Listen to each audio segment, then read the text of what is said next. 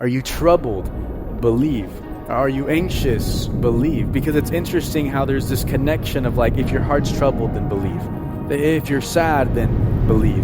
If you're having a hard time, then believe. Like belief is this antidote to the troubled heart. And today, I think some of us, I know myself, we're grieving just a little bit.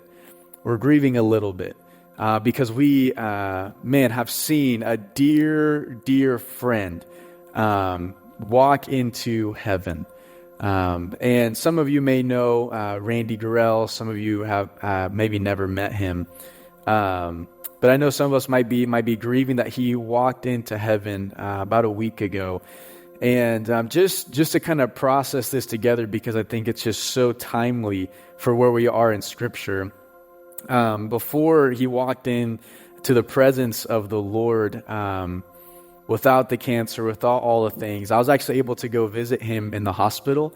And I went to go visit him with Pastor Chris Wall, and we went together. We got to see Karen, it's beautiful Karen, his wife, and we walked in, and it was hard. Like, you don't want to see a friend like that, just struggling and just in the hospital bed, and so I just remember standing there and just trying our very best to just pour out the gospel and just trying our best to remind Randy of the goodness of God and just all the ways that God had just worked in his life, and it was just so beautiful.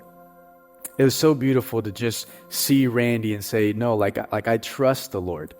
Like in this moment where he's in his hospital bed, not really being able to move a lot, not being able to walk around, not being able to do what he used to do, but for him to say, no, like I still trust the Lord is still good.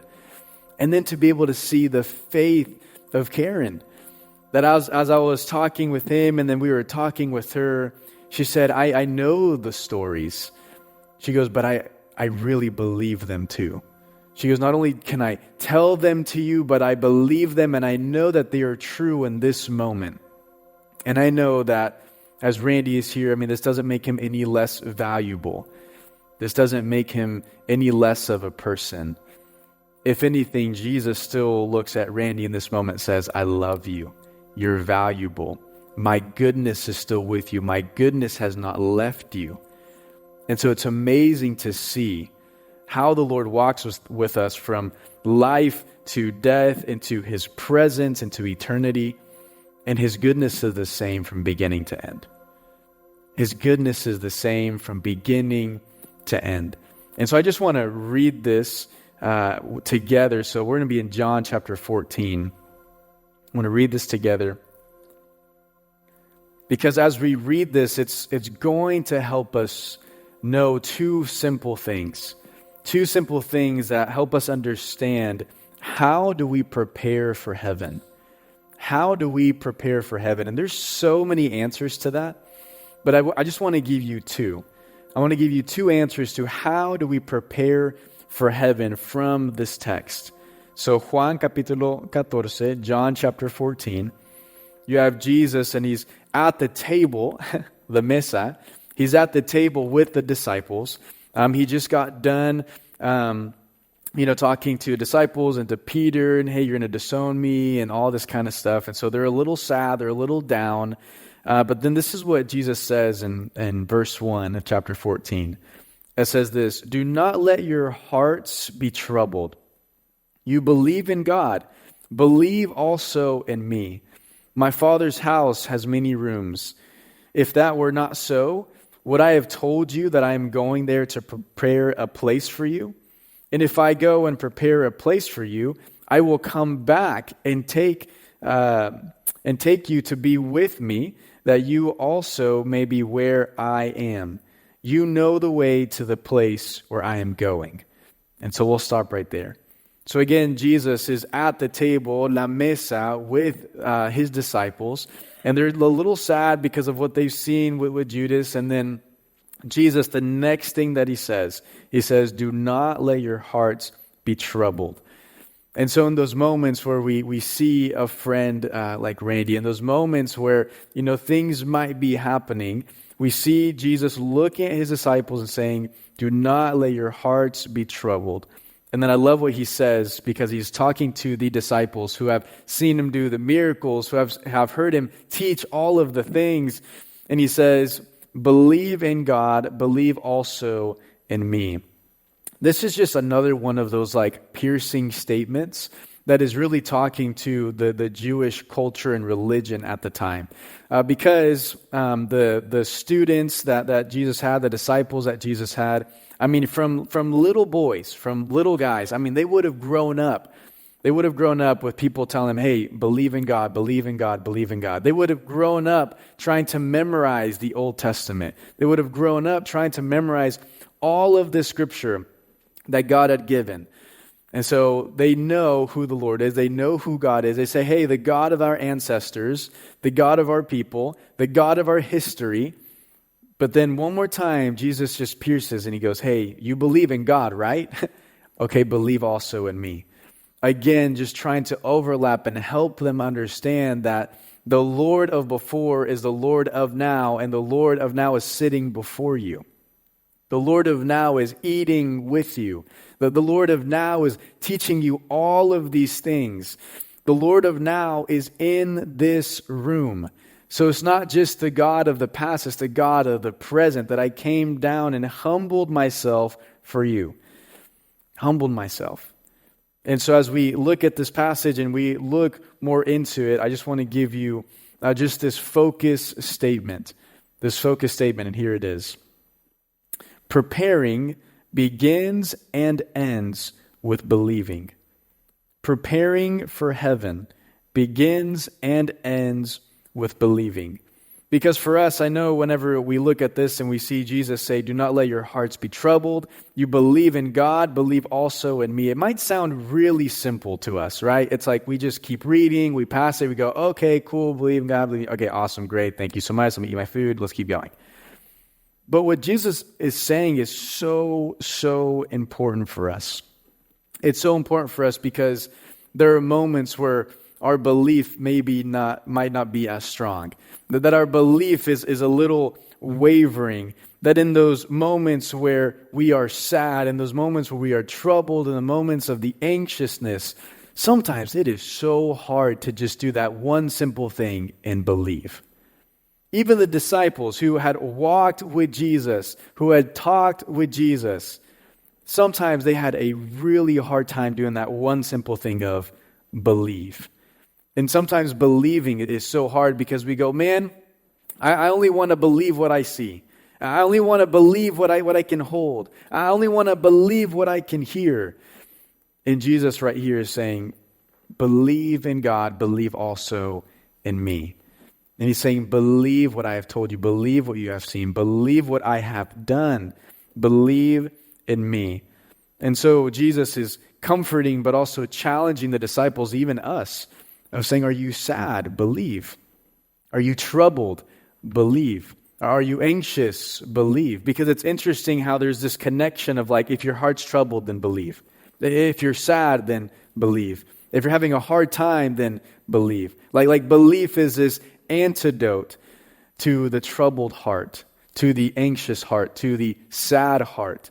That in those moments, the antidote is belief. The cure is belief. And so Jesus is calling these disciples to believe in him once more. And that whole belief is a simple obedience. And I've been really challenged with simple obedience lately, actually. I had a phone call with a friend just the other day, and this friend is about my age, and I worked with him before in the past at another church. And we were talking, and he was telling me what God had been doing in his life. And he said, you know what? God is really teaching me about simple obedience. And I said, that's funny. I was like, we're going to be studying that soon. But he's on the phone with me, and he goes, dude, it's been so hard just to say yes to Jesus. It's been so hard to just believe Jesus. And I was like, well, tell me, like, what's going on? And he's like, well, the Lord has really told my wife and I that we need to sell everything and go to Serbia and move.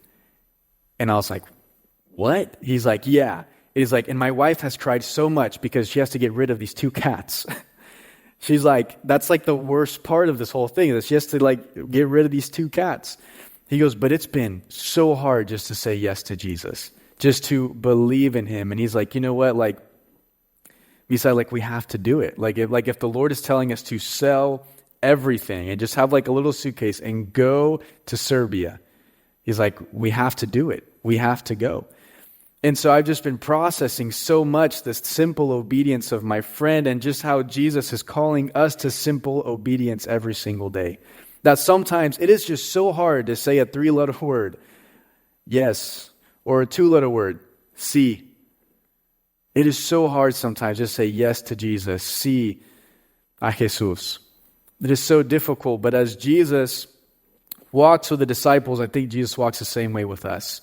Because think about the disciples, like there will be one moment, one day where they die for their faith, where they die for Jesus, where they say yes and say, take my life.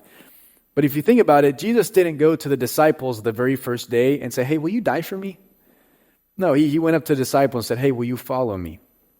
And as the disciples followed Jesus and saw what Jesus did and heard what he had to say, as they went into a deeper relationship with him, they got to the point where they said, you know what, I'll die for this guy. I will sell all of my things for them. I will literally die to myself for him. And so whenever we think about simple obedience, whenever we think about giving our life to Jesus and just saying yes to him and saying, I believe in you, that's a hard thing. But you know what happens when we believe in Jesus? We receive peace. Whenever we believe, we receive peace. Well, why do you think Jesus said, hey, are you troubled? Okay, believe in me. Because what he was saying is that, hey, if you're troubled, believe in me, trust me, put your faith in me, and I will give you peace. I am the Prince of Peace that you can have. I am the kind of peace that surpasses all understanding that you can have. That yes, if you are troubled, if you are sad, if you are anxious, if you are all of these things, believe in me, and you will have peace. You will have rest. And so when we look at this, Jesus is offering this peace to the disciples. He is offering this comfort to them and to us. Because quite honestly, without belief in Jesus, man, we don't have peace. That in order to have peace, we need Jesus.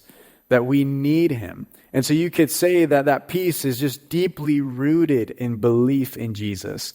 That if we truly want to experience the blessing and the invitation of peace, then we need to believe. Because what we do when we believe, we're almost like exchanging something. That I was once overwhelmed with sadness. I was once overwhelmed with all of these things, but now I'm overwhelmed with the peace of Jesus. My heart was troubled. I didn't know what to do. I was confused, overwhelmed once again with all of these things. But again, I exchanged that in my belief. I exchanged that with the peace of Jesus. So there's this exchange of this simple belief, this simple obedience. And again, for us, the reason we say this and we say, man, this is a way that we can prepare for heaven is because I think so many times our hearts are troubled with the unknown. That we're troubled with the things that we just have no idea. And in some ways, what is more unknown than what happens after death? Like what is more unknown than the afterlife for some of us? Even as believers, right? We feel a little some kind of way. Like we trust the Lord, or it's like, Lord, like I really believe you, but I still get something to think about it. What's more unknown than that? But whenever we believe in the Lord, man, we are believing in the one who knows all things. To him, nothing is unknown. And we're saying, Lord, I trust you. This simple obedience, this simple faithfulness, this simple trust, this simple belief of saying, Lord, I trust you. And what we do is we are trusting the Lord with the things we can control, the things we cannot control. And my friends, I just want to encourage you to believe in Jesus. Believe in him. Believe in him if you are troubled. Believe in him if you're sad. Believe in him. So many times I think we find it easier to believe humans than the Lord. Like whenever you get in a car with someone and they're driving, you're believing in them. Like whenever you get on a bus and that person's driving, you believe in them. Like there's so many times we are just believing in people But my friends, the Lord is so much higher. Familia, the Lord is so much greater than any person in the world. And I just love how Jesus is calling his disciples to this simple belief. But then he keeps on going, so I want you to read with me. Verse 2. It says, my Father's house has many rooms. I think the King James Version didn't say like many mansions. Did it say something like that? It says many rooms. If there were not so, would I have told you that I'm going there to prepare a place for you? And if I go and prepare a place for you, I will come back and take you to be with me, so you will also be where I am. You know the way to the place where I'm going. And so here's the point here for this particular section. So if one of the ways we're going to prepare for heaven, if number one is we're going to receive peace from Jesus, number two is this, and this is so important for us today. Number two is this: how do we prepare for heaven? We remember the Missa. We remember the Missa. We remember the table. One of the ways we prepare for heaven is just remember the Missa, remember the table. That whenever Jesus was sitting with his disciples and he said, hey, this is my body, this is my blood. Do this in remembrance of me. And do this every time you gather that you can, in order to glorify and to celebrate my sacrifice for you till the day that I return. And so one of the ways that we just prepare for heaven is remembering what Jesus has done. He says, man, where I'm going, I'm preparing a place for you. That I'm going to be so intentional, yes, to leave, but to prepare it well so that when I come back for you, you have a place to stay.